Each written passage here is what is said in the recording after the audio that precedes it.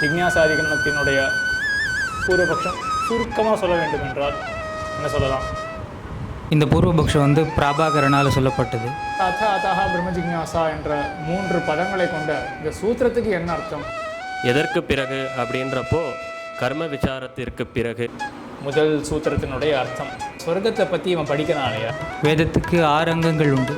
என்ன தோன்றது? வேதத்தினுடைய சிரஸ் என்னவா இருக்கும்? வேத சிரஸ் வந்து வேதாந்தம், உபனிஷத்து. உபனிஷத்து. இதுக்கு பெரியாழ்வார் திருமொழியில் ஒரு பாட்டு வருது. எதை கழிக்கலாம் முதல்ல? அப்போ அனாலிசிஸ்ன்றவா இல்லை இந்த ஜீவாத்மாவே வந்து பரமாத்மா மாறலாமா? நம்ம விசிஷ்டாத்வைதத்தில் இருக்கிறதுனால முதல்ல கர்ம விசாரத்தை பற்றி எனக்கு ஞானமே இல்லை. இந்த வேதாத்தியானம் பண்ணி வர அந்த குழந்தைக்கு என்ன ஆகும்? இந்த 2 பேர் காட்டக்கூடிய அழகான வழியில் பல பேரும் வர வேண்டும் என்று எம்பெருமானாரை பிரார்த்திப்போம்.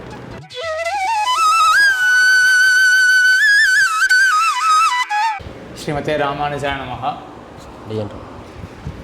இன்றைக்கி ராமானுஜ வித்யா உரையாடல் எபிசோடில் ஸ்ரீசைலே சுவாமியும் பக்திசாரன் சுவாமியும் கூடியிருக்கார்கள். திருவைநிருபுரத்தை சேர்ந்த ஸ்ரீசைலே சுவாமி, இப்பொழுதைக்கு திருமழிசையில் இருக்கிற பக்திசாரன் சுவாமி திருவிழரை சேர்ந்தவர். திருவிழரை சேர்ந்த பக்திசாரன் சுவாமி 2 பேரும் அருள் செயல் நன்றாக கற்றவர்கள். திருமழிசையில் நிறைய கைங்கரியம் பண்ணிட்டுருக்கார் பக்திசாரன் சுவாமி. ஸ்ரீசைல சுவாமி சொந்த ஊர் திருவைந்திருபுரம். மாதம் அங்கே மாமிகளுக்கு ரொம்ப அழகான கைங்கரியங்கள்லாம் பண்ணி கொண்டிருக்கார். முன்பே ஸ்ரீசைல சுவாமி ஸ்ரீபாஷ்யத்தினுடைய சாராம்சம் என்ன, அதே போல் முதல் அதிகரணம் ஜிக்ஞாசாதிகரணத்தினுடைய பூர்வபக்ஷம் சித்தாந்தம், அதில் ஒரு ஆபாகர மதம் என்ன என்றெல்லாம் சொன்னதை பார்த்தோம். அதை பற்றி உரையாடினதை பார்த்தோம்.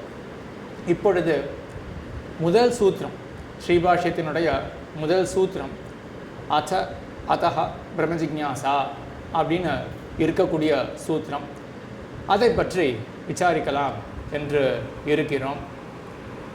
முதல் சூத்திரம் ஜிக்ஞாசாதிகரணம், அதில் இருக்கக்கூடிய சூத்திரம் இது. ஜிக்ஞாசாதிகரணத்தை பற்றி சின்ன ரீகேப் பண்ண வச்சுக்கலாம், அப்போ தான் சூத்திரம் போகும்பொழுது சுலபமாக இருக்கும். ஜிக்ஞாசாதிகரணத்தினுடைய பூர்வபக்ஷம் சுருக்கமாக சொல்ல வேண்டும் என்றால் என்ன சொல்லலாம்? வேதமானது சித்த பதார்த்தத்தை குறிக்க வந்ததன்று, அது காரிய பதார்த்தத்தையே குறிக்கும் என்பது பூர்வபக்ஷம். சித்தாந்தமானது இல்லை, வேதமானது சித்த பதார்த்தத்தையும் சொல்லும். அதனால் பிரம்ம விசாரம் என்று வேதவியாசர் தொடங்கிய அந்த பிரம்மசூத்திரமானது தேவையான ஒன்று தான் அப்படின்றது சித்தாந்தம். சரி, இதுதான் சுருக்கம், முதல் அதிகரணத்தினுடைய சுருக்கம். ஏதாவது இதில் அடிஷன் பண்ண வேண்டியிருக்கா?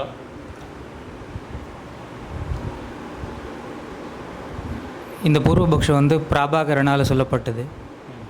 ஏன்னா வேதமானது கட்டளை வாக்கியங்களைத்தான் சொல்லும். அந்த ஒரு உலகத்தில் இருக்கிற ஏதோ ஒரு பேச்சோ சொல்லோ ஒரு காரியத்தா புத்தியை ஏற்படுத்தி ஒரு புருஷனை வந்து ஒரு செயலை தூண்டுறதுக்கு தான் உபயோகப்படும். சித்த பதார்த்தமான பிரம்மத்தை பற்றி சொல்ல வந்ததுக்கு வேதத்துக்கு தாத்பரியமே இல்லை அப்படின்றது சுருக்கமான ஒரு பூர்வபக்ஷம். சரி சரி என்ற இந்த பூர்வபக்ஷத்தின் பேரில் வந்த சித்தாந்தம் என்ன அப்படின்னா சித்த பதார்த்தத்தையும் சொல்லும். ஏன்னா அதுக்கு நிறைய உதாரணம்லாம் பார்த்தோம், அந்த விரிவாகவே முன்னாடி பார்த்தோம். இந்த 3 உதாரணங்கள் 3 ஸ்தலங்கள் எடுத்துக்காட்டி, சினாரியோஸ் எடுத்துக்காட்டி சித்த பதார்த்தத்தையும் சொல்ல வந்தது சப்தம் என்று குழந்தையிலே நாம் கிரகிக்கக்கூடும் என்றெல்லாம் காண்பித்தார் எம்பெருமானார். அதையெல்லாம் முன்னடந்த அந்த உரையாடல் என்ன, அதே போல் இந்த ஸ்ரீபாஷ்யம் இந்த சீரீஸில் இருக்கக்கூடிய வீடியோஸ் இது பார்த்தா நன்றாக புலப்படும். இப்பொழுது இந்த ஜிக்ஞாசாதிகரணம் வேதவியாசர் சொன்னது தானே, அந்த சூத்திரத்தை தான் அவங்க சொல்லியிருக்கார். அதஹ பிரம்ம ஜிக்ஞாசா அப்படின்றத சொல்லியிருக்கார். அதற்கும் இப்போ நம்ம முன்னாடி பார்த்த விஷயத்துக்கும் என்ன சம்பந்தம் என்று பார்க்கணும். அப்போது இந்த அதஹ பிரம்ம ஜிக்ஞாசா என்ற 3 பதங்களை கொண்ட இந்த சூத்திரத்துக்கு என்ன அர்த்தம் என்று பார்க்க வேண்டும். அதை இப்பொழுது பார்க்கலாம். 3 பதங்கள் இருக்கின்றன, அதஹ பிரம்ம ஜிக்ஞாசா என்று. அத என்றால் என்ன அர்த்தம்? அத்த அப்படி என்றால் பிறகு அப்படின்றது அர்த்தமாகுது. எதற்கு பிறகு அப்படின்னு வரப்போ அது வந்து கர்ம விசாரத்துக்கு பிறகு அப்படின்னு நாம் வருவித்து கொள்ளலாம். பிறகு எதற்கு பிறகு அப்படின்றப்போ கர்ம விசாரத்திற்கு பிறகு அப்படின்னு நாம் வருவித்து கொள்ள வேண்டும். அதுக்கப்புறம் 3வது பதமான பிரம்ம ஜிக்ஞாசா. அப்போ வாக்கியம் முடிவு பெறாமையே இருக்குது அப்படின்றதுனால அங்கேயும் பிரம்ம ஜிக்ஞாசா, பிரம்ம விசாரத்தை செய்யப்பட வேண்டும் அப்படின்றத ஒரு விஷயத்தை நம்ம வருவித்து கொள்ள வேண்டும். அப்படியா? சரி, இதில் முதல்ல வந்து அச்ச அப்படின்ற சொல்லானது பிறகு அப்படின்றது தெரிவிக்கிறது. இந்த வேத விண்ணப்பத்தில் ஸ்ரீபாஷ்யத்தையும் சேவிப்போம் இல்லையா? ஒரு வாக்கியம் ஞாபகம் வருதா? வேத விண்ணப்பத்தில் முதல் சூத்திரத்தினுடைய அர்த்தம் வேத விண்ணப்பம் பொழுது சேவிப்போம். ஞாபகம் வருதா? அதாதோ பிரம்ம ஜிக்ஞாசா அத்ராயம் அதசப்த ஆனந்தர்யே பவதி. அத்ராயம் அச்சசப்தः அதசப்த அத்ராயம் அச்சசப்தः ஆனந்தர்யே பவதி. அதசப்தோ அச்சசப்தः விருத்தஸ்ய ஹேதுபாவே. அத்ராயம் அச்சசப்தः ஆனந்தர்யே பவதி அப்படின்னு ஸ்ரீபாஷ்யத்தில் வருது இல்லையா? இவ்விடத்திலே இந்த அச்சசப்தமானது ஆனந்தரியம் என்ற அர்த்தத்திலே வருகிறது. ஆனந்தரியம் என்றால் அதற்கு நெருங்கின காலத்திலே, அதற்கு பிறகு அப்படின்னு இங்கே அர்த்தம். ஸ்ரீபாஷி புப்பு ஞாபகம் வருதா? முன்னாடி சேவிக்கணும் இல்லையா? வேத விண்ணப்பம் பொழுது அந்த வாக்கியத்துக்கு தான் அர்த்தம். அத்ராயம் அர்த்தசப்தா ஆனந்தரியே பவதி. இந்த அர்த்த சப்தம் அப்படின்றது பிறகு அப்படின்ற அர்த்தத்தை இங்கே குறிக்கிறது அப்படின்னு அர்த்தம். அப்போ தான் கேள்வி வருது, எதற்கு பிறகு அப்படின்ற கேள்வி வருது. அப்பொழுது தான் கர்ம விசாரத்துக்கு பிறகு. சரி, பிறகுன்னு மட்டும் இருக்கு, கர்ம விசாரத்துக்கு பிறகுன்னு ஏன் வருவித்து கொள்ளணும்? எதற்காவது பிறகுன்னு வருவித்து கொள்ளலாம் இல்லையா? பிறகுன்றது மட்டும் தெரிகிறது நமக்கு, அது ஏன் கர்ம விசாரத்துக்கு பிறகு? அதை பற்றி யோசிச்சு பார்த்தீங்களா? இந்த வீடியோவில் சொல்லலைன்னு நினைக்கிறேன் இதை பற்றி. அடியன் ஒருவன் வேதத்தை கற்கிற பொழுது அவன் முழு வேத பாகத்தையும் கற்க போகிறான். இப்போ ஏன் அவன் முதல்ல வந்து அதில் வந்து அவனுக்கு வந்து ஒரு ஆபாத பிரதீதி ஏற்படுறது, ஆபாத பிரதீதி ஏற்படுறது எதனாலன்னா அவனுக்கு வந்து மேலெழுந்த வாரியாக ஒவ்வொன்றுத்துலேயும் அந்த வேத சப்தங்களுக்கு அர்த்தம் ஏற்படுறது. அப்படி ஏற்படுறச்சு அவன் என்ன பண்ணுறான் அப்படின்னா, அவனுக்கு வந்து இந்த பிரம்மகாண்டத்துலேயும் மேலெழ அர்த்தம் ஏதோ ஒன்று ஸ்புரிக்கும், கர்மகாண்டத்துலேயும் அர்த்தம் மேலெழ ஏதோ ஒன்று ஸ்புரிக்கும். இந்த மனித வாழ்க்கையில் பிறந்த பிற்பாடு அந்த கர்மகாண்டத்தில் சொல்லப்படுற அந்த பலன்கள்லாம் பார்க்குறப்போ அவன் வந்து அதில் வந்து ஆசைகள் வந்து அவனுக்கு வந்து நோக்கு வந்து அதில் ரொம்ப இழியிற மாதிரி ஆகிடுறதுனால முதல்ல அது வந்து அஸ்திரமான பலம்னு அவனுக்கு தெரியவே தெரியாது. யாருக்கு அப்படின்னா அந்த வேதம் கற்கிறவனுக்கு. அப்போது அவன் வந்து எந்த ரெண்டுத்துலேயுமே மேலெழுந்த வாரியாக அர்த்தம் இருந்தாலும் அவனுக்கு வந்து நோக்கு வந்து இந்த அஸ்திரமான பலனில் இது சொர்க்கமா அப்படி இப்படின்னு ஏதோ ஒன்று நினச்சிட்டு இருக்கிறதுனால அஸ்திரம்னு தெரியாது. சொர்க்கத்தில் நோக்கா இருக்கு. அடியன் இருக்குன்னு நினைக்கிறேன். ரொம்ப அழகாக வச்சுருக்கீங்களே அடியன். சரி, அஸ்திரமான அதாவது வந்து அந்த சொர்க்க பலன்கள்லாம் இருக்குன்றதுனால அவனோட நோக்கம் வந்து அதில் போய் இழியறதுனால முதல்லையே வந்து அவன் என்ன பண்ணுவான்னா பிரம்ம விசாரத்தை பண்ணாமல் அந்த கர்ம விசாரத்தை தான் பண்ணுவான். அப்படி கர்ம விசாரத்தை நோக்கி அவனுக்கு போயிடும் அப்படின்றது வந்து அந்த பிறகுன்றதை வந்து பிரம்ம விசாரத்துக்கு முன்னாடி அதுவாக தான் இருக்கும். சரி சரி, இப்போது விஷயம் என்ன அப்படின்னா, முதல்ல ஏன் இவனுக்கு சொர்க்கத்தில் தான் ஆசை வருது என்றால், சொர்க்கத்தை பற்றி இவன் படிக்கிறான் இல்லையா? வேதாத்தியனம் பண்ணும் பொழுது இப்போ கிரமம் என்னென்னா வேதாத்தியனம் பண்ணுறான். இங்கே ஒரு பங்கி வருது வேத விண்ணப்பத்தில் சொல்லக்கூடிய பங்கி, சாங்க சிரஸ்க வேத சேவா அதிகதா. அப்படியா? நல்ல உறக்க சொல்லணும். சாங்க சிரஸ்க வேதஸ் அதிகதா அல்பாஸ்திர கேவல கர்ம ஜான தயா சஞ்சாத மோக்ஷாபிலாஷஸ்ய அனந்தஸ்திர பல பிரம்ம ஜிக்ஞாசா கியனந்தர பாவினி அப்படின்ட்டு இல்லையா? அங்கே அதீத சாங்க சிரஸ்க வேதஸ்ய அப்படின்ட்டுருக்கா? அடி அதீத சாங்க சிரஸ்க வேதஸ்ய. இங்கே எம்பெருமானோட ஸ்ரீ சுத்தி இது ஸ்ரீபாஷ்யத்தில் இருக்கக்கூடியது. அதீத சாங்க சிரஸ்க அப்படின்ட்டு இல்லையா? சாங்க அங்கத்துடன் கூட அத்தியனம் பண்ணுறான். என்ன அங்கங்கள்? வேதத்துக்கு அங்கங்கள், அதை கூட சேர்ந்து அத்தியனம் பண்ணுறானா? என்ன அங்கங்கள்? வேதத்துக்கு 6 அங்கங்கள் உண்டு. சிக்ஷா, நிருக்தம், வியாக்கரணம், ஜோதிஷம், கல்பம்.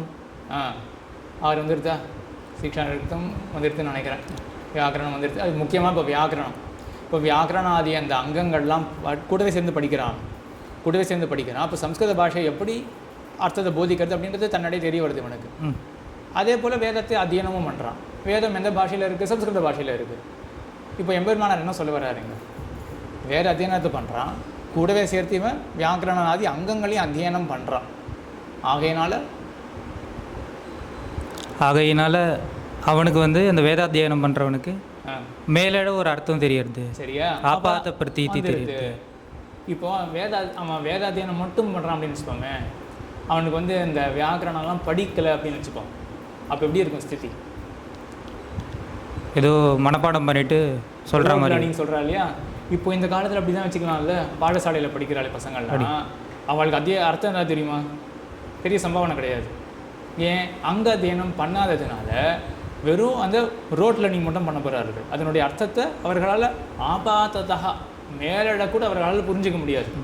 இப்போ எம்பெருமான் எவ்வளோ அழகாக சாதிச்சிருக்காருங்க. சாங்க அத்தியனம் பண்ணுறதுனால இவனுக்கு அந்த ஆபாத பிரதீதி மேலிட ஒரு பிரதீதியானது ஏற்படுறது. சரி, சாங்க அடுத்த வார்த்தை என்னங்க ஸ்ரீபாஷத்தில்? சசிரஸ்க வேத அத்தியனம் பண்ணுறாங்க. வேதத்தினுடைய சிரஸ் எது? சிரஸோட கூட வேதத்தை அத்தியனம் பண்ணுறாங்க. என்ன தோன்றது? வேதத்தினுடைய சிரஸ் என்னவா இருக்கும்? வேத சிரஸ் வந்து வேதாந்தம், உபனிஷத்து. இதுக்கு பெரியாழ்வார் திருமொழியில் ஒரு பாட்டு வருது.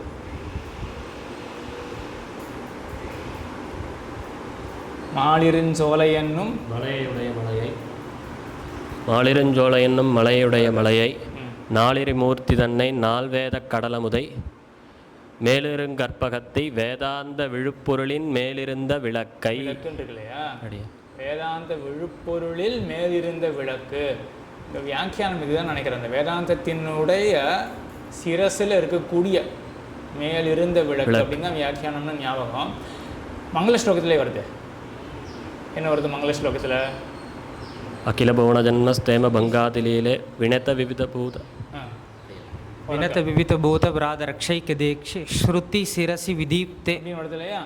ஸ்ருதியினுடைய சிரஸில் ஒளிவிட்டு கொண்டிருக்கிறார் பெருமாள். ஸ்ருதியினுடைய சிரசு தான் வேதாந்தம். ஆக சாங்க சிரஸ்க வேதத்தை அத்தியனம் பண்ணுறான், அங்கத்தோட கூட சேர்ந்து அத்தியனம் பண்ணுறான். அதே போல் சிரஸான உபனிஷத் பாகம் அதோட கூட சேர்த்து இவன் அத்தியனம் பண்ணுறான் இல்லையா? இங்கே எம்பெருமானார் என்ன தெரிவிக்க விரும்புகிறார் அப்படின்னா, இவன் அங்கத்தோடு அத்தியனம் பண்ணுறதுனால இவனுக்கு மேலட பிரதீதியானது ஏற்படுறது, ஆபாத்த பிரதீதியானது ஏற்படுறது. சரி, ஏற்பட்ட பிறகு முதல்ல கர்ம விசாரத்தில் தான் இவன் இழியறான், அதில் தான் இறங்குறான். அல்பம் அது அஸ்திரம் அப்படின்னு இவன் தெரிஞ்சுக்கல, சொர்க்கம் அஸ்திரம் அப்படின்னு தெரிஞ்சுக்கல. ஆனாலும் அவன் வந்து சொர்க்க பலனை கொடுக்கக்கூடிய அந்த கர்ம விசாரம், அந்த கர்ம கொடுக்கக்கூடிய சொர்க்கத்தை கொடுக்கக்கூடியவைகள் கர்மங்கள், அவற்றை பற்றின விசாரத்தில் தான் அவன் இழியறான். ஏன் அவன் வந்து பிரம்மத்தை பற்றியும் ஆபாத்த பிரதீதி இருக்குது, பிரம்மத்தை பற்றி ஆபாத்த பிரதீதி உண்டு, மேலட பிரம்மத்தை பற்றியும் தெரிஞ்சுப்பான் இவன் அத்தியனம் பண்ணுறவன் அப்படின்றதையும் எம்பெருமானார் இங்கே காட்டுறார். எப்படி காட்டுறாருன்னு தோன்றது இந்த வாக்கியத்தில்? சாங்கச சிரஸ்க அதீத சாங்கச சிரஸ்க வேதஸ்ய அப்படின்னு வருது இல்லையா? அதிகத அல்பாஸ்திர சஞ்சாத மோக்ஷாபிலாஷஸ் அப்படின்னு மேலே வருது இல்லையா வாக்கியம்? அதீத சாங்கச சிரஸ்க வேதஸ்ய அப்படின்ற இந்த பதத்திலேயே எம்பெருமானார் என்ன காட்டுறார் அப்படின்னா, இவனுக்கு கர்மத்தை பற்றின ஆபாத்த பிரதீதி இருக்குது, பிரம்மத்தை பற்றின ஆபாத்த பிரதீதியும் இருக்குது அப்படின்னு காட்டுறார். எப்படி பிரம்மத்தை பற்றின ஆபாத பிரதீதி இருக்குது அப்படின்னு எப்படி தெரிஞ்சுக்கலாம்? நம்ம எம்பெருமானார் இங்கே காட்டுறதாக எப்படி தெரிஞ்சுக்கலாம்?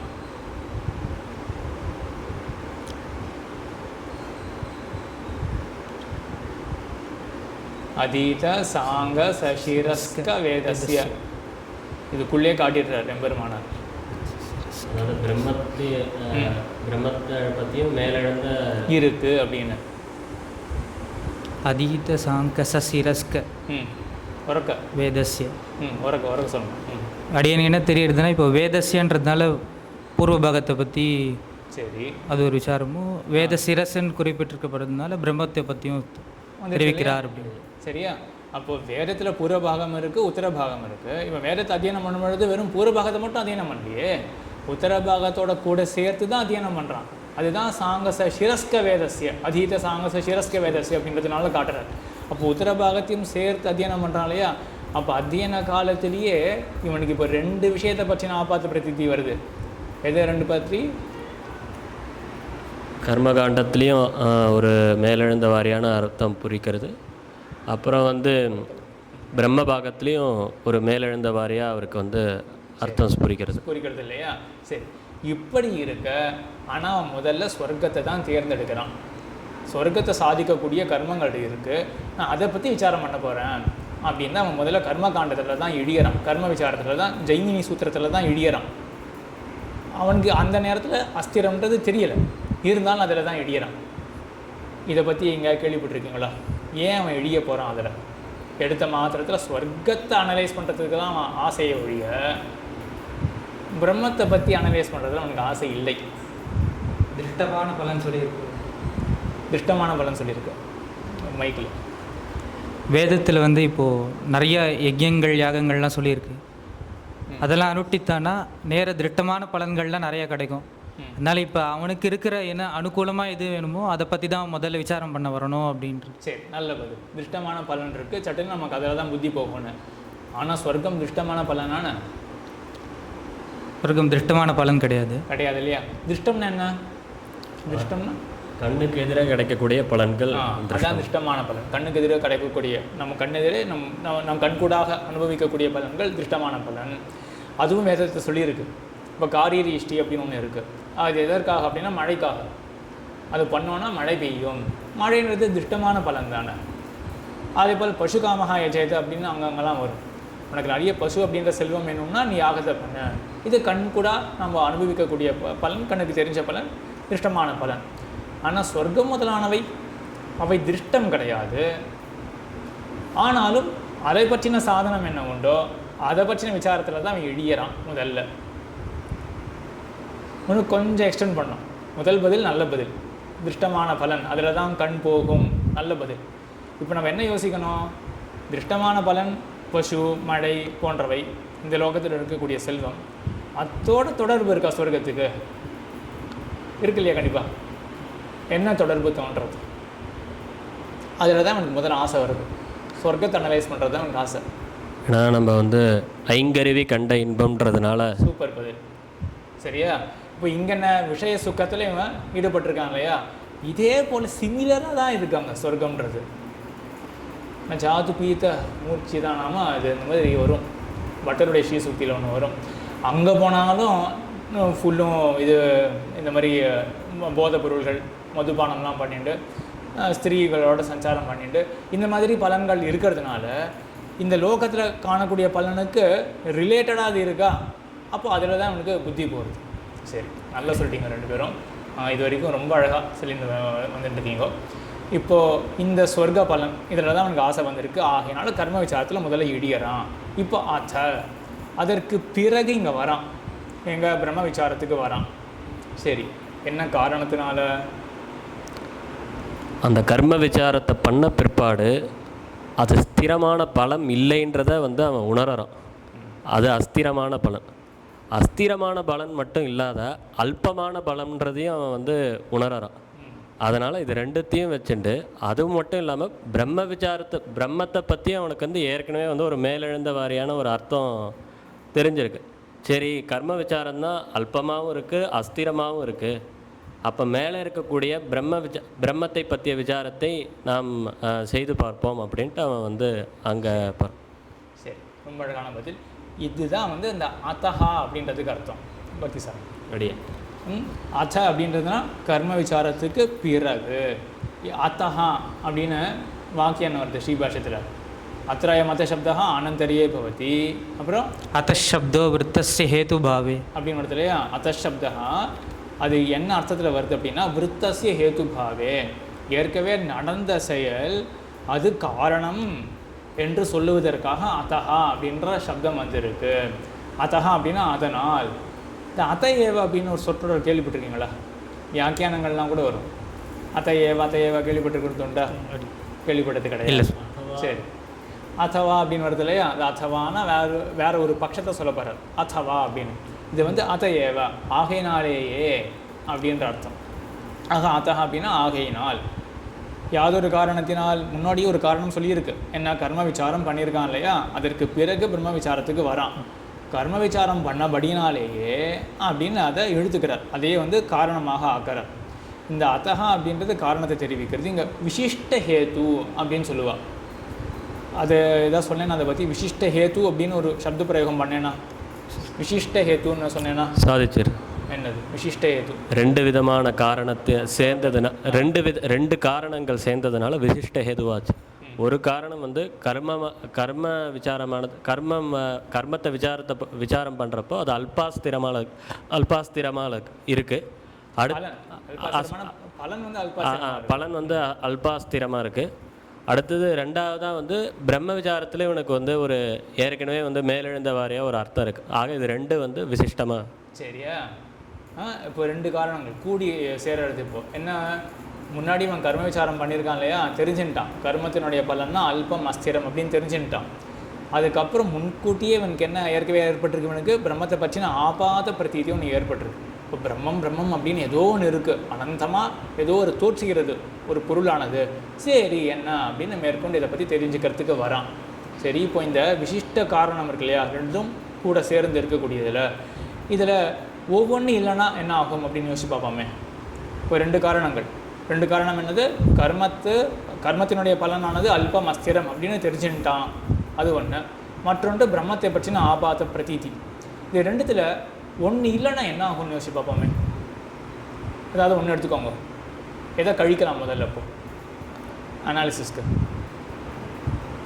நம்ம விசிஷ்டாத்வைதத்தில் இருக்கிறதுனால முதல்ல கர்ம விசாரத்தை பற்றி எனக்கு ஞானமே இல்லை அப்படின்னு.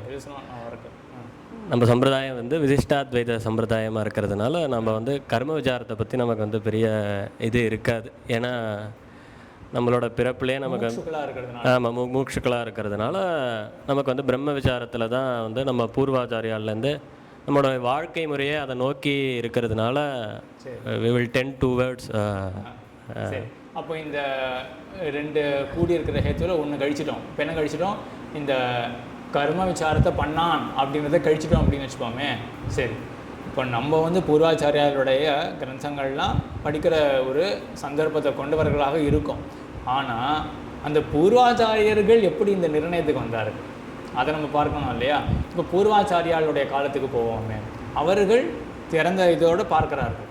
அப்போ அவர்களுக்கு வந்து பூர்வாச்சாரியாளுடைய சமகாலீனர்களாக யாரோ மற்றவர்கள் யாராவது வச்சுப்போமே, அவர்கள் என்ன பண்ணுறார்கள், இப்போது நம்ம இந்த விசிஷ்டயத்தில் இப்போ ஒன்று நீக்கிட்டோம்.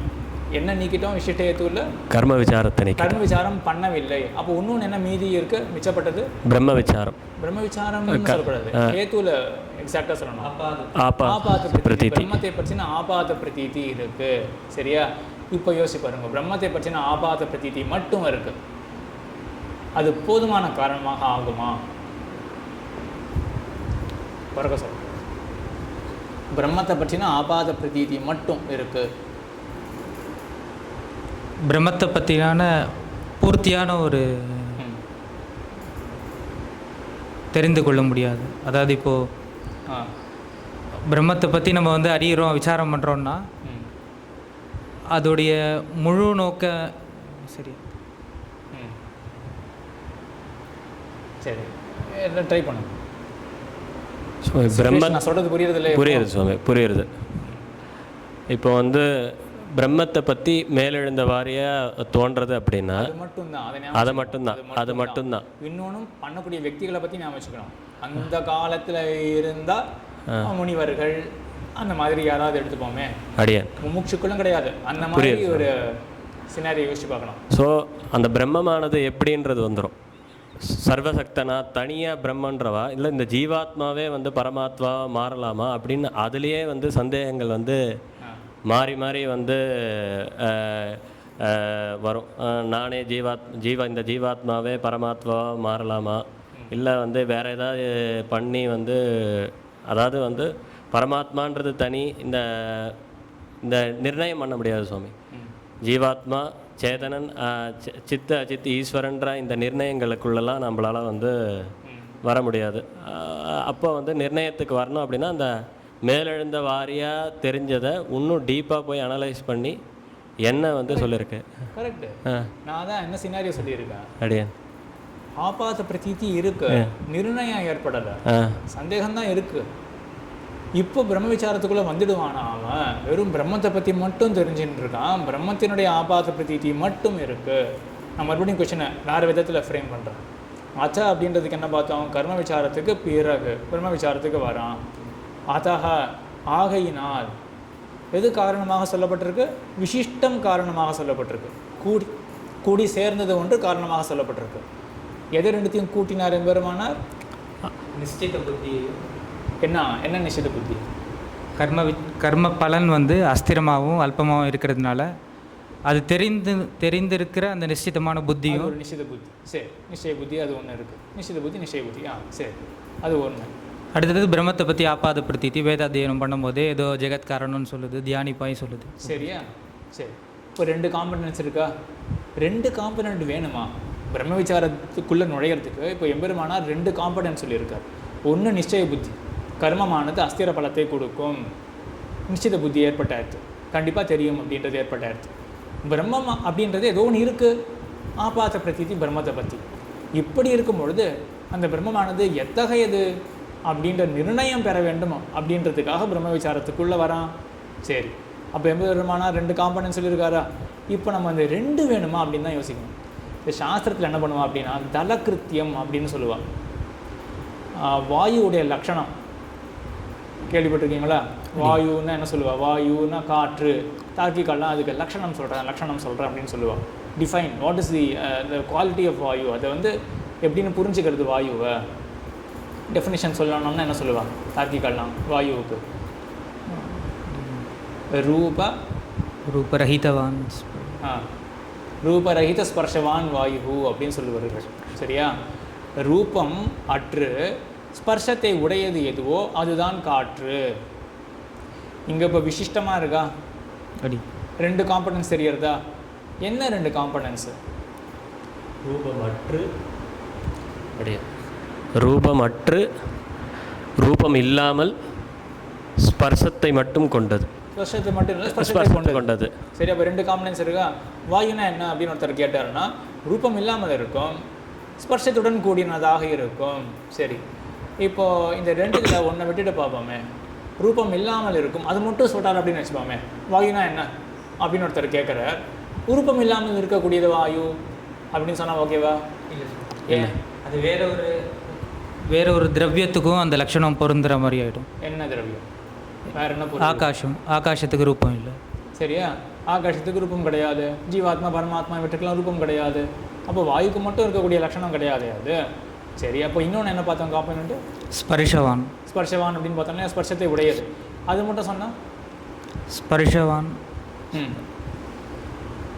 தொட்டால் அது தெரிய வரும், தென்படும், அதுதான் வாயு சொன்னால் ஓகேவா? இப்போ மற்ற திரவியங்களுக்கும் அது பொருந்துற மாதிரி வரும். என்ன இதில் பொருந்துறது? இப்போது தேஜ பதார்த்தம். சரியா? தொட்டால் சுடுறது. அப்போ என்ன ஆகுது? இப்போ 2 காம்பனண்ட் ஆட் பண்ணால் தான் கரெக்டாக டிஃபரன்ஷன் போய் சேர்றது இல்லையா? அந்த மாதிரி யோசிச்சு பாருங்க. இப்போது பிரம்ம விசாரத்துக்குள்ளே போகிறதுக்கு அத்தகா அப்படின்னார் சூத்திரக்காரர், வேதவியாசர் சொன்னார். எம்பெருமானார் என்ன வியாக்கியானம் பண்ணுறார்? விசிஷ்டமாக ஒன்று சொல்கிறார். 2 காம்பனண்ட்டை சேர்க்குறார். கர்ம விசாரம் பண்ணிவிட்டு அது அல்பம் அப்படின்னு தெரிஞ்சுட்டு இருக்கணும் அப்படின்னார். பிரம்மத்தை பற்றின ஆபாத பிரதீதி அப்படின்னு சொன்னார். இப்போது இந்த வாயு விஷயத்தை மாதிரி யோசிச்சு பாருங்க. இப்போ முதல் காம்பனண்ட் எடுத்துட்டோம். என்ன காம்பனண்ட் எடுத்தோம்? நிச்சிதமான புத்தி. அந்த கிடையாது, கர்மமான. மீதி மிச்சப்பட்டது என்னது? என்ன காம்பனண்ட்? ஆபாத பிரதீதி. அது மட்டும் தானே இருக்குது. இப்போ பிரம்மத்தை பற்றின ஆபாத பிரதீதி இருக்குது. பிரம்ம விசாரத்துக்குள்ளே நுழைவானா? ஏற்கனவே பதில் சொல்லிட்டீங்க. இந்த சினாரியோ அனலைஸ் பண்ணி வெறும் பிரம்மத்தை பற்றின ஆபாத பிரதீதி மட்டும் இருக்குது. இழிய மாட்டான். ஏன் அப்படின்னா அவனுக்கு இன்னொன்று வந்து அஸ்திரமான பலன்றது வந்து தெரிஞ்சாதான் அவன் இதுக்குள்ளே நுழைவான். ஓகேவா? சரியா? இப்போ என்ன இருக்குது? அந்த காலத்து முனிவர்கள், அந்த காலத்துக்கு நம்ம போனோம். இப்போ அவளுக்கு பிரம்மம் அப்படின்னு ஏதோ ஒன்று இருக்குது அப்படின்னு மட்டும் தெரியறதுன்னு வச்சுப்போமே. ஆனால் அவளுக்கு மீதியும் தெரிஞ்சிருக்கும். மொத்த வேதத்தையும் அத்தியானம் பண்ணியிருக்காள். என்ன தெரிஞ்சிருக்கும் அவளுக்கு? அந்த கர்ம இது அஸ்திரம் கர்மத்தை பற்றி அதையும் படிச்சிருப்பா இல்லையா? அப்போ இது சொர்க்கம் அப்படின்னு சொல்கிறது அப்படின்றதுலாம் என்ன பண்ணுவாவா? அதை முதல்ல விசாரம் பண்ணுவா. அப்போ வெறும் பிரம்மத்தை மட்டும் தெரிஞ்சுட்டு இருக்கான் ஆபாத்ததாக. அது போதாது, சட்டன பிரம்மச்சாரத்துக்கு வரமாட்டான். அப்போ என்ன தெரிஞ்சுக்கணும்? அவன் வேற இடத்துக்கு போகாமல் இருக்கிறதுக்கு என்ன தெரிஞ்சுக்கணும்? தாழ்ந்த பலன். கர்மமானது தாழ்ந்த பலனை கொடுக்கும் அப்படின்னு தெரிஞ்சுக்கணும் இல்லையா? ஓகே தானே? அப்போது என்ன ஆகுது, அவன் கர்ம விசாரத்தை பண்ணதான் கர்மங்களானவை தாழ்ந்த பலன்களை கொடுக்கும் அப்படின்ற நிச்சயம் ஏற்பட்ட பிறகு இப்போ கர்மத்துக்குள்ளே அவன் போகிறதுக்கு வாய்ப்பு கிடையாது. சரியா? ஆகையினால இப்போ அந்த ஹேத்து அந்த காம்பனண்ட்டை ஆட் பண்ணணும். இப்படி வச்சுப்போம். இப்போ அடுத்த விசாரம் என்னது? நீங்களே சொல்லுங்கள், அடுத்த விசாரம் என்னவா இருக்கணும்? உயர்ந்த விஷயமான பிரம்மத்தை பற்றி ஏற்பட்டிருக்கிற அபாத பிரதீதி. அபாத பிரதீதி, அந்த ஆபாத பிரதீதி அதாவது மேலிட தோன்றி உள்ள பொருள், அந்த காம்பனண்ட் கிடையாதுன்னு அந்த தளத்தை எடுத்துட்டோன்னா அந்த காம்பனண்ட் இப்போ வெறும் நிச்சயமான புத்தி கர்மமானது அஸ்திரமானது அல்பமானது அப்படின்ற ஞானம் மட்டும் வச்சுட்டானா இது அந்த ஒரு தளத்தை மட்டும் வச்சுட்டானா எந்த தளம்? நிச்சிதமான புத்தி, அதாவது கர்மமானது அல்பமாகவும் அஸ்திரமாகவும் இருக்கிறபடியினால அந்த பலத்தை கொடுக்கிறபடியினால அந்த நிச்சிதமான புத்தி அந்த தளத்தை மட்டும் வச்சுண்டு என்ன ஆகும்?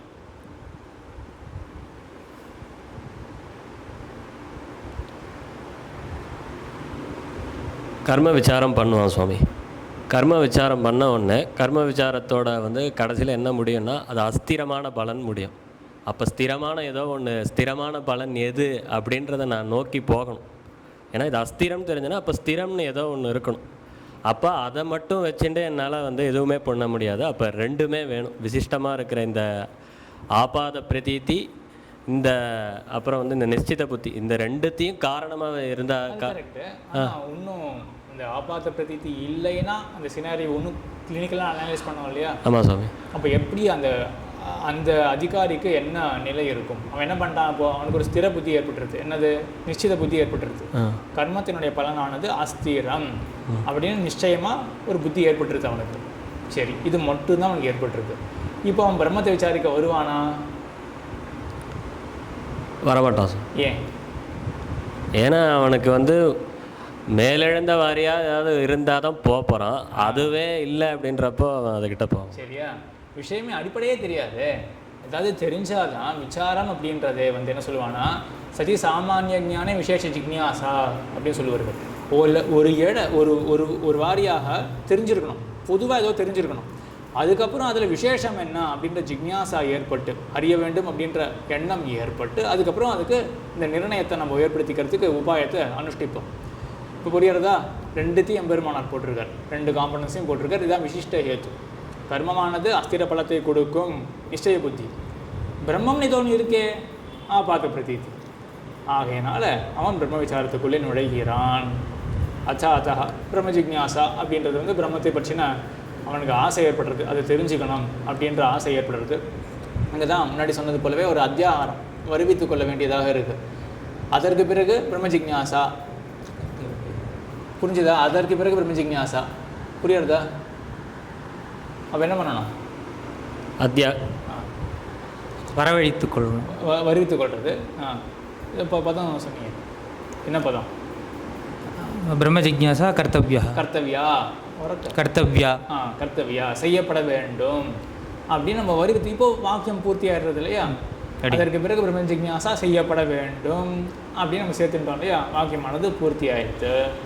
சரி, இப்போ இதுக்கும் பிராபாகர பூர்வபக்ஷம், அதற்கு மேல் எம்பெருமானார் சொன்ன சித்தாந்தம், ரெண்டுத்துக்கும் என்ன தொடர்பு?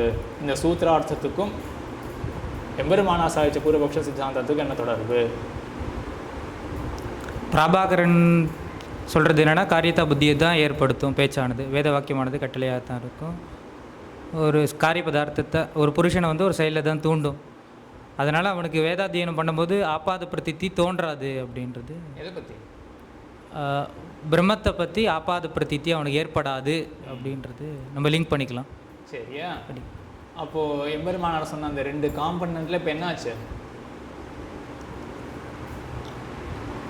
ரெண்டு காம்பனண்ட்டில் வந்து ரெண்டாவதாக இருக்கக்கூடிய அந்த ஆபாத பிரதித்தி இல்லாததுனால அவன் வந்து கர்ம விசாரத்தை மட்டும் பண்ணிவிட்டு விட்டுடும். அவ்வளவுதான், எனக்கு வேறு வழியே கிடையாது, இவ்வளவுதான் இருக்கிறதுல ஹையஸ்ட் பலன் இவ்வளவுதான் அப்படின்னு சொல்லிட்டு சும்மா தான் இருக்க வேண்டும். சரியா? ஆனால் பிராபாகர மற்றதில் கூட மோட்சம்னு ஒன்று இருக்குது, வேறு விதமான மோட்சம். இந்த மாதிரி சிதச்சித் விலட்சணமான பிரம்மத்தை பற்றி அவனுக்கு ஒன்றும் தெரிய வர வாய்ப்பு கிடையாது. சரியா? இதான் அதா அப்படின்றதுக்கும் எம்பெருமானார் சாதித்த அந்த பூர்வபக்ஷம் அந்த சித்தாந்தத்துக்கும் இருக்கக்கூடிய லிங்க். மேபி அதை மட்டும் ஒரு தடவை சரியாக சொல்லிடலாமா? அப்படியே சொல்லு.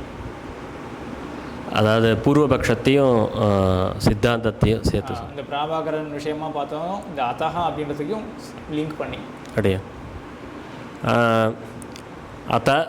அத்தஹா பிரம்ம ஜிக்ஞாசா, பிறகு யாதொரு காரணத்தினால் பிரம்மத்தை பற்றிய விசாரத்தை செய்ய வேண்டும் என்பது சூத்திரம். இப்போ பூர்வபக்ஷமானது வேதமானது காரிய பதார்த்தத்தை தான் குறிக்கும் அப்படின்னு சொல்லிடுது அப்படின்னா பிரம்ம விசாரத்தை நோக்கியே யாரும் போக போகிறது கிடையாது. ஏன் அப்படின்னா வேதமானது சித்த பதார்த்தத்தை சொல்லாது அப்படின்னு இதுவாகிடும். அப்போ அந்த பூர்வபக்ஷ யார் பிராபாகரன் வந்து அவள் பட்சத்தில் இருக்கிறவா வந்து அந்த பிரம்ம விசாரத்தை நோக்கி போகவே போக மாட்டாள். அடுத்தபடியாக சித்தாந்தம் என்ன அப்படின்னா பிரம்ம வேதமானது சித்த பதார்த்தத்தையும் சொல்லும் அப்படின்னா அப்போ அவளுக்கு என்ன ஆகும்னா அந்த வேத அத்தியானம் பண்ணி வர அந்த குழந்தைக்கு என்ன ஆகும் அப்படின்னா அவர் என்ன பண்ணுவார்னா முதல்ல கர்ம விசாரத்தை பண்ணி அதுக்கப்புறம் அது அல்பாஸ்திரம் அப்படின்னு புரிஞ்சுண்டு அதுக்கப்புறம் இந்த பிரம்மத்தை பற்றின ஒரு மேலெழுந்த ஆபாத பிரதீதி ஏற்பட்டதுனால இந்த வேதாத்தியானம் பண்ண சுவாமியானவர் வந்து பிரம்மத்தை பற்றின விசாரத்தை செய்வார் அப்படின்றது அப்படியே சரியா? அப்படியே ஆக இங்கே முக்கியமானது என்ன அப்படின்னா காரியத்தை மட்டும்தான் போதிக்கும் அப்படின்ற நியமம் கிடையாது. சித்த பதார்த்தத்தையும் போதிக்கிறபடினால இந்த வேதாத்தியனம் பண்ணக்கூடிய அந்த பிள்ளை இருக்கானே அவன் அத்தியன காலத்திலேயே அத்தியனம் பண்ணும்பொழுது என்ன பண்ணுறான், அவன் இதோ பிரம்மம்னு சொல்கிறதே அப்படின்னு மனசில் ரெஜிஸ்டர் பண்ணி வச்சுக்கிறான். இந்த ஆபாத பிரதீதி சித்த வஸ்துவை பற்றின ஆபாத பிரதீதி அந்த குழந்தைக்கு ஏற்பட்டிருக்கு. அது அப்புறம் கர்ம விசாரம் பண்ண பிறகு ஹெல்ப் பண்ணும். பிராபாகரனுடைய பட்சத்தில் அந்த குழந்தைக்கு ஆபாத பிரதீதியே ஏற்படாது. ஆகையினால பிரம்ம விசாரம் வரத்துக்கு சம்பாவனையே கிடையாது. பிராபாகர பட்சத்தில் எம்பெருமானார் சித்த வஸ்துவையும் போதிக்கும் அப்படின்னு சொல்கிறதுனால பிரம்ம விசாரம் கூடும் அப்படின்னு ஸ்தாபிச்சார். 2 பேரும் ரொம்ப அழகாக சொல்லியிருக்கா. 2 பேரும் நல்ல கைங்கரிய வராள், நல்ல அருள்செயல் நல்லதாக கற்றுண்டு ஆழ்வாருக்கும் மாமனிகளுக்கும் நன்றாக கைங்கரியம் பண்ணி கொண்டு 2 பேரும் இப்போ 2 பேரையும் பார்த்து எல்லா திவ்ய தேசத்தில் இருக்கக்கூடிய யங்ஸ்டர்ஸ் நல்லா இன்ஸ்பயர் ஆகலாம். அவங்க 2 பேருக்கும் நிதர்சன புத்தர்கள் 2 பேரும் காட்டியே இருக்குது. சூப்பர் எக்ஸாம்பிள் 2 பேரும். நிறைய பேர் இந்த மாதிரி தயவுசெய்து வந்து ஸ்ரீபாஷாதி கிரந்தங்களெல்லாம் கற்றுக்கோங்க. எம்பெருமானார் அவதரித்த ஸ்தலம் ஸ்ரீபெரும்புதூர். மாமனிகளுக்கு விமர்சையாக உற்சவம் கொண்டாடுற இடம் திருவல்லிக்கேணி போன்ற இடங்களில். அங்கெல்லாம் எம்பெருமானாருக்கோ மாமனிகளுக்கோ உற்சவத்தை மட்டும் பண்ணுறதுனால என்ன அவர்கள் திருவுள்ளத்துக்கு பிரீத்தி ஏற்பட போகிறது? இந்த மாதிரி கிரந்தங்கள் ஸ்ரீபாஷாதி கிரந்தங்கள் படிக்கிறது இத்துடன் நிற்கக்கூடாது. ஸ்ரீபாஷன்றது முதல் படி. இதற்கு மேலே பகவத் விஷயம், கடைசியில் ரகசியத்திரைய கிரந்தங்கள். இதுதான் ஆத்ம உஜ்ஜீவனத்துக்கு. ஆக இதெல்லாம் வாசித்தாதான் மாமனிகளுடைய திருவுள்ளம் வந்து பிரீத்தி அடையும், எம்பெருமானார் திருவுள்ளம் பிரீத்தி அடையும். ஆகையினால் இந்த 2 பேர் காட்டக்கூடிய இந்த அழகான வழியில் பல பேரும் வர வேண்டும் என்று எம்பெருமானாரை பிரார்த்திப்போம். ஸ்ரீமதே ராமானுஜாய நமஹ. ஸ்ரீமதே ராமா.